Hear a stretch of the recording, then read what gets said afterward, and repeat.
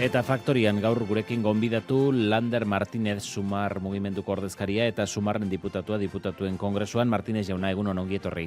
Kaixo, egunon. Azken ordotan gurean albiste da Guggenheinen, Urdaibaiko Guggenheim proiektuaren alboratzea, museoko patronatuak atzo aho batez hartu zuen erabakia. Ze iritzi daukazu erabaki honen inguruan? Beno, imaginatu ez, guk uste dugu erabaki ona dela. Bueno, Sumar beti egonda proiektu honen aurka, hainbat arrazoiengatik ez, noski ere eskualdeari eta baita ere, Pisferaren erreserbari egiten zion minaren gatik, baina baita ere gure ustetan dagoen eredu edo bultzatu nahi duen eredu ekonomiko eta kulturala ez delako guk Euskadirentzat nahi dugun eredu ekonomiko eta kulturala, turismoan oinarrituta bakarrik, eta baita ere, hori ez, lurraldean pentsatu barik eta bakarrik pentsatzen onura ekonomikoan, ez? Eta gainera ikusita zeintzuk izan diren, egon diren mugimendu sozialak borrokan hori ez gertatzeko eta proiektu hau aurrera ez eramateko, uste dugu gehien bat eskualdeko herritarren eta mugimendu sozialen garaipen bat dela. Erabakian, ertz desberdinek izan dutela pixua, patronatuko kideek hori esan dute, zure ustez, benetan pixua izan duena zer izan da? Gure ustez, bi alderdi daude gehien bat edo hiru konkretuki. Bata, proiektuak sortu duen egonezina, ez?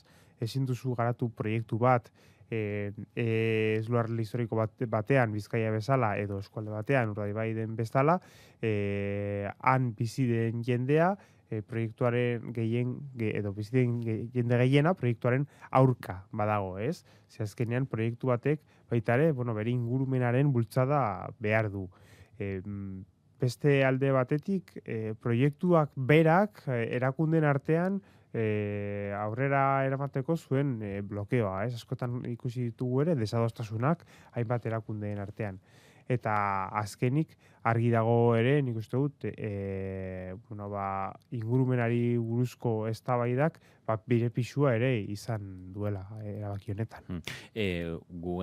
Urdaibaiko Guggenheim proiektu hau aurkeztu zen Urdaibai eskualdea, Busturialdea bizi berritzeko plan zabalago baten barruan, eskualdetik jarraitzen dute esanez ura bizi berritzeko, ekonomikoki irtenbideak emateko proiektua behar direla.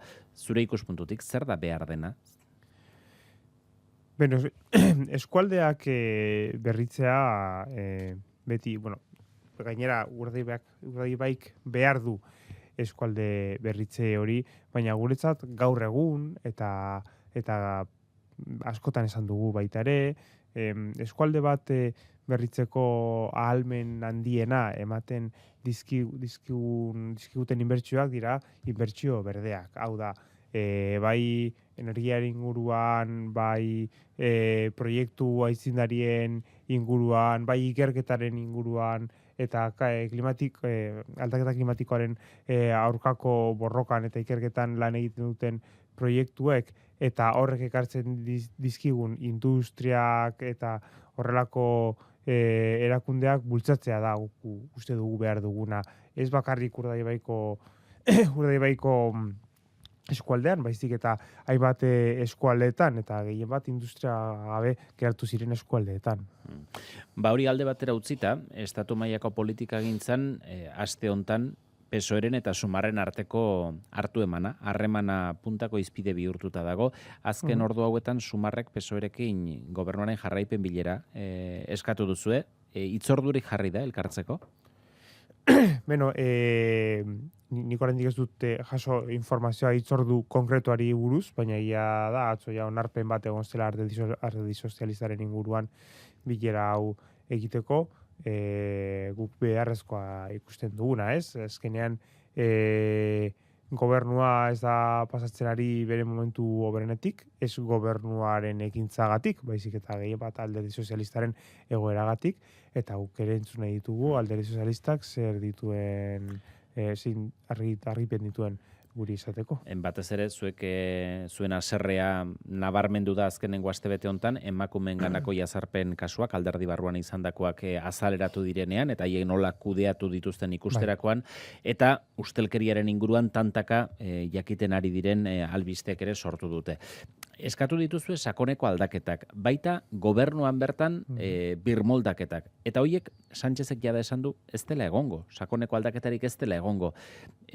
Zuek alare ez duzu zalantzan jartzen gobernuan jarraitzea. Hasierako irmotasun hori apaldu egin duzue? Beno, nik uste dut beti argi izan dugula gure lana gobernu hau bultzatzea dela.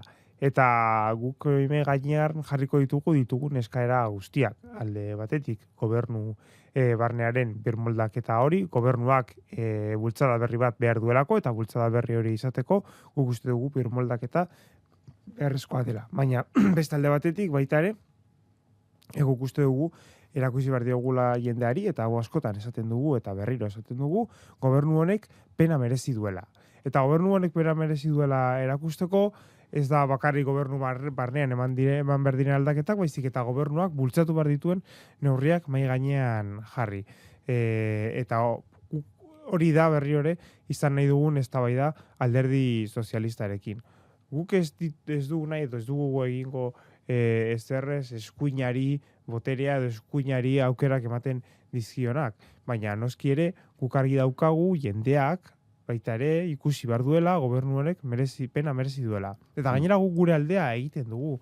Adibidez, pasaden azken astean, osoko bilkuran ja aprobatu zen bezeroen eskubideen inguruko lege bat, eta baita ere aurrera joan zen lehenengo tramitea dependentzia legea aprobatzeko. Beraz, guk gure aldetik, gure neurri transformatzaileak maigarrian jartzen ditugu eta bultzatzen ditugu. Kontua da zuek, gobernu barruan eskatzen duzuela birmoldaketa, baina berez gobernuko ministrorik ez dago zuzenean ustelkeriarekin nahastuta. Gobernu barruan aldaketaren bat egiteak edo hori bultzatzeak ez luke neurri batean irregulartasunen bat izan dela edo susmoren bat gutxienez zabalduko gobernu barruan? Ez, hori da, beste hainbat ditugun aukeren artean, da aukera politiko bat beste bat bezalakoa. Zuk batzutan erabaki politikoak hartu behar dituzu, eta horrek ez du zerikusirik izan nahi zuzenean dituzun ardurekin, ala ez? Baizik, eta zuk bidali nahi dituzun mezu politikoekin eta bultzadekin, eta uste dugu horretan daudela bi faktora garrantzitsu dela, erakutsi gobernuan aldaketak egiteko momentua izan daitekela baita ere bultzada hori emateko gobernuari, eta esan dudan bezala, hainbat neurri mahai gainean jartzeko, adibidez etxebizitzaren inguruan, jendeak ikusteko gobernu honek pena merezi duela. Ausart izateko deiak ere jaso dituzu azken egun hauetan, eta Sánchezena hain onartezina bada, usteko gobernuan, besteak beste pepetik egin dizuete iradokizuna. Momenturen batean planteatu duzu alakorik? Guk hori ez dugu gaure eztabaidetan sartu, eta nik uste dut atzo sumarren barnean dauden alderdiak oso argiak izan zirela. Guk izan genuen goizean, guk astero izaten dugun bilera aztertzeko geure egoera, eta geure borondatea gobernuan jarraitzarena izan zen. Baina, baita ere, zer esango du alderdi popularrak gure inguruan, beraiek gobernua hartu nahi badute, ez? Beraientzat positiboena izango zen gobernua apurtzea, eta guk horrelako alderdi popularrak egiten dituen horrelako deiei ez diogu inoiz kasurik egingo. Marra gorria non daukazue jarrita? Esan genuen ere, ateraz zirenean horrelako gauzak, ez? Ustelkeriaren inguruko gauzak, baita ere uztailean, guk esan genuen beregunean, marra gorri argi bat bazela alderdi sozialistak be finantzazioa edo finantzazio ilegala izatea. Egia da, gaur egun horren inguruan ez dela ezer atera, eta ez dagoela keinurik horren inguruan.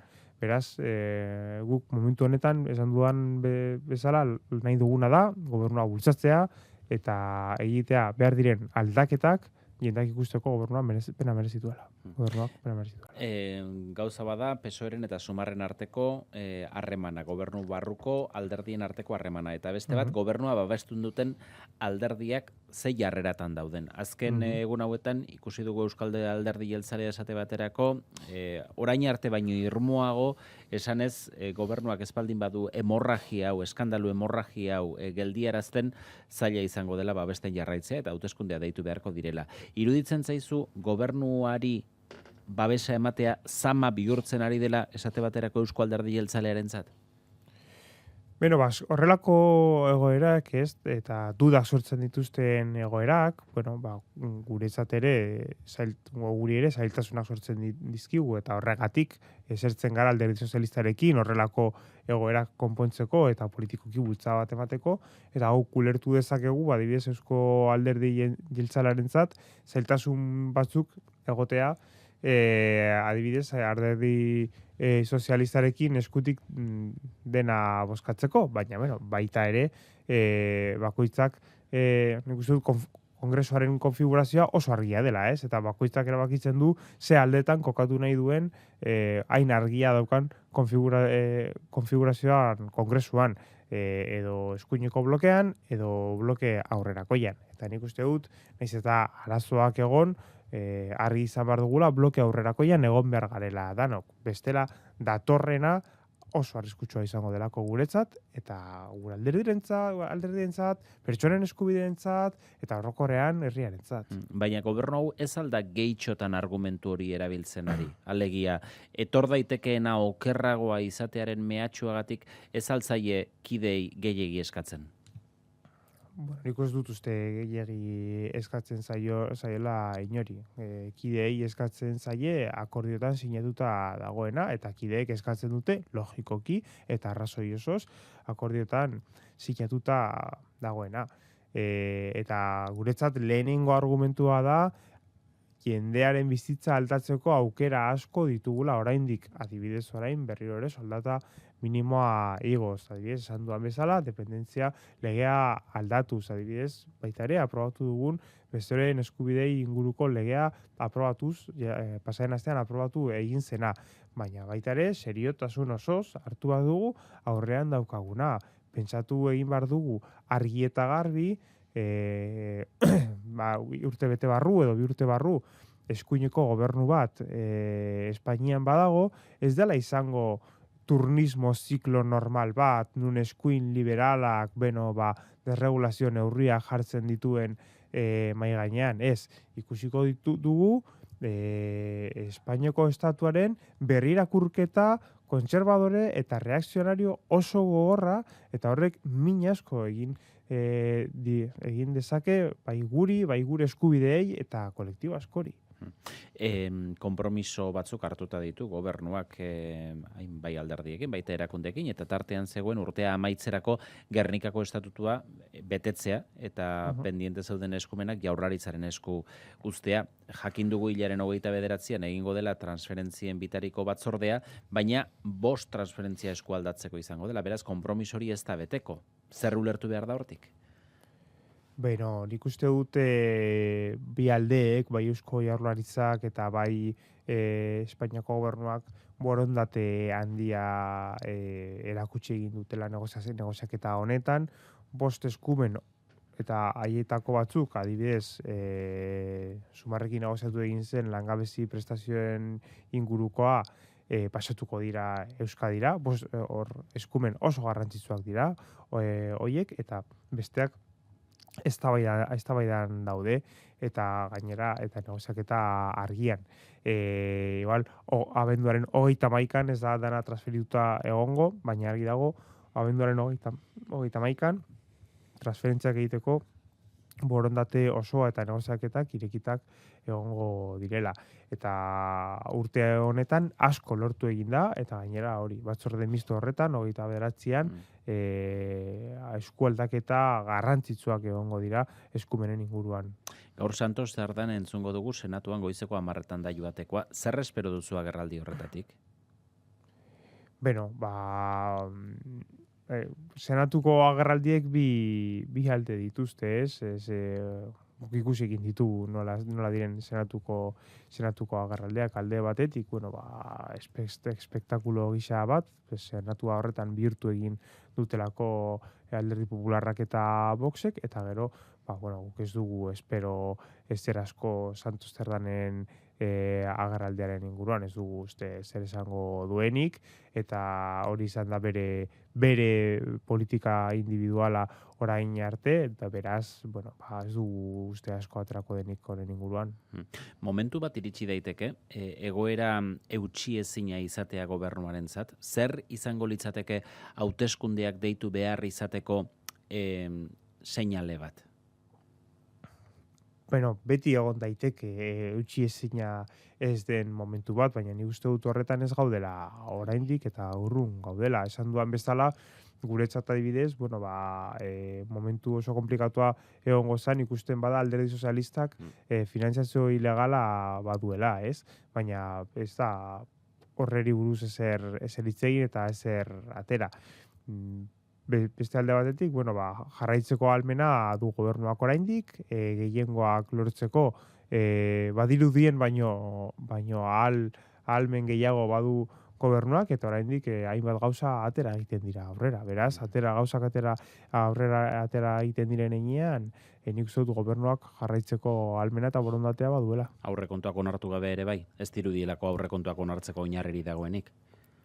Izan daiteke aurrekontuako onartu gabe, ala ez, guk beti espero dugu aurrekontuak onartzeko esfortzu handia egitea, eta badakigu gainera hor kanal guztiak eta negoziaketa guztiak irekita daudela. Oraindik ez dira ekarri parlamentura, eta oraindik ez dugu ikusi ze ondoreak egon daitezkeen aurrekontuak ekarri eta gero, baina gure ustez orain arte horrela jarraitu ahal izan dugu, ez da desiragarriena, ez da guk nahi duguna, gainera guk urte askotan esan dugu, ez bakarrik aurrekontuak ez ekartzea baizik eta mai gainean jarri behar direla, eta baita ere, batzutan, mai gainean jarri behar direla, ikusteko nortzuk ematen dioten ezezkoa, adibidez, aurtengo aurrekontuak izango direnei, gastua asko igo daiteke, inbertsioak asko igo daiteke, erakunde sozial guztiak eta politika sozial guztiak bultzada handi bat izan dezakete, ikus dezagun ere nor dagoen eredu honen aurka eta nork egiten dion mina herritarren eskubidei.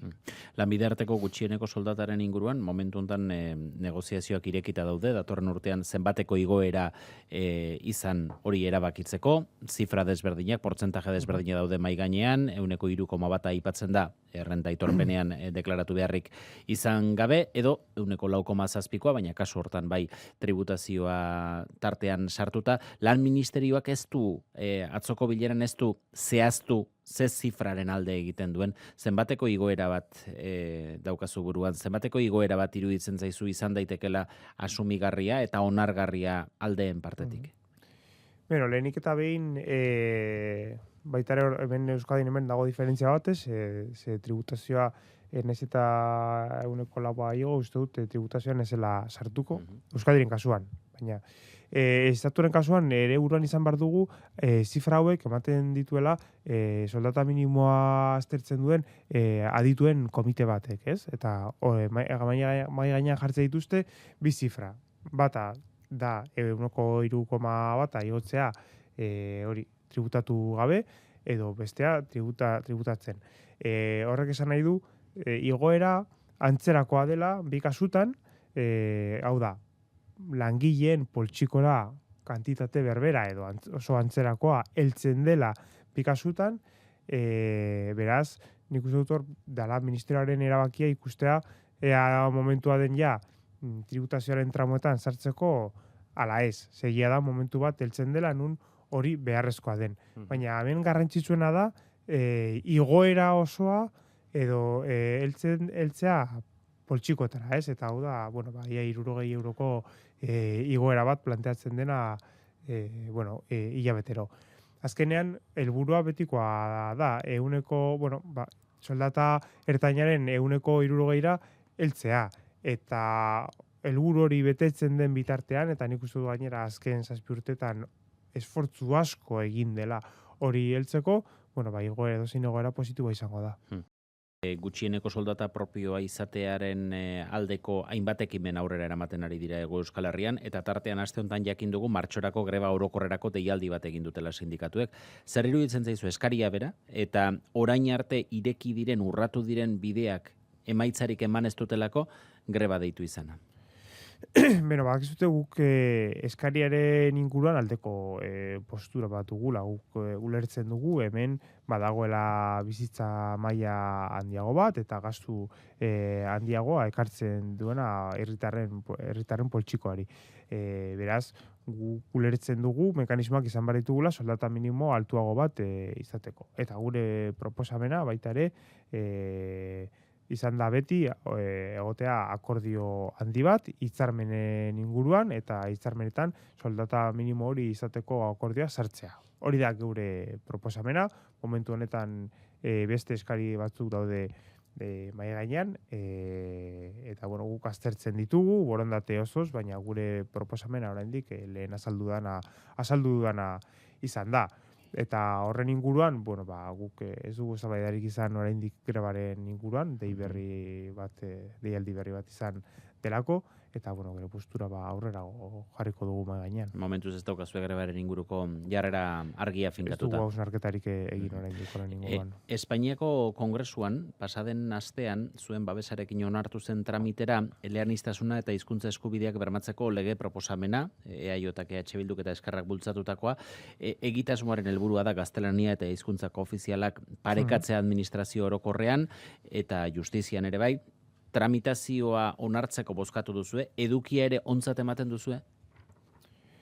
Gehien bat bai, noski, azkenean planteatzen duenak lege honek da, bueno, orain gure legeak baita ere betetzeko bultzada bat. Ze azkenean euskara legeak, Euskadin bertan, zaudete administrazio guztiak, estatuko administrazioa barne,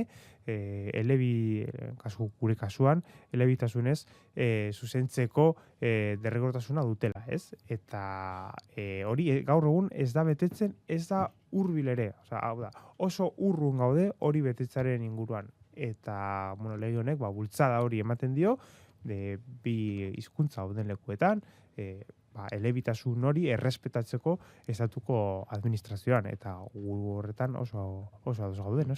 Kontua da, euskarazko komunikazioiek egin ahal izateko behar gine euskalduna behar direla, eta azkenotan ikusten ari gala sententzia ugaritan lan eskaintza publikoetan euskara eskakizunak balio gabetzen ari direla epaitegiak, besteak beste, Komisiones Obreras sindikatuak jarritako helegiteengatik. Azkena izan da, ez enplegu deialdi bati dagokiona, baizik eta administrazioa kontratatzen dituen enpresetan euskara erabilera arautzen duten irizpideak, irizpide horietako hainbat puntu balio gabetuta. Zer iruditzen zaizkizue erabaki hauek?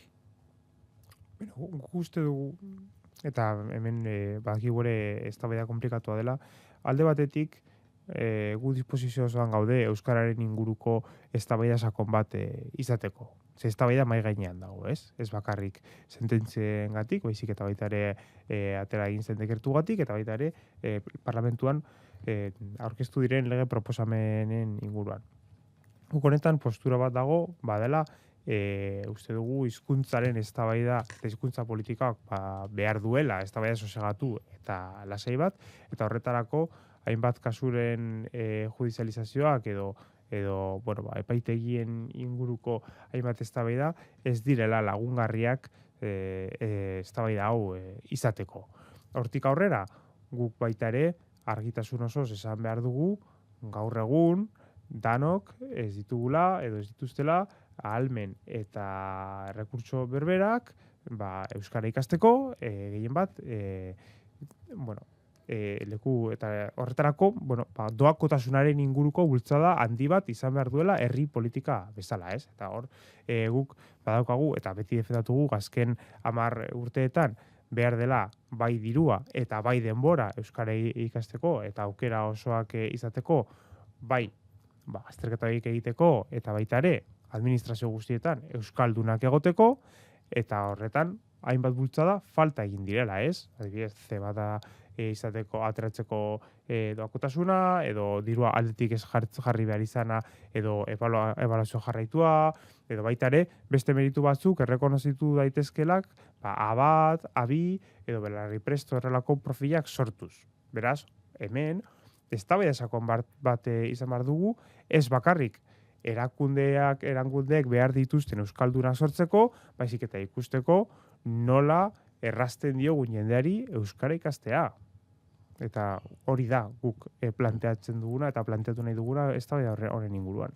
Lander Martínez, Sumarreko diputatua. Eskerrik asko gaur Euskadi Irratira etortzeagatik. Hurrengo batera arte. Eskerrik asko zuei.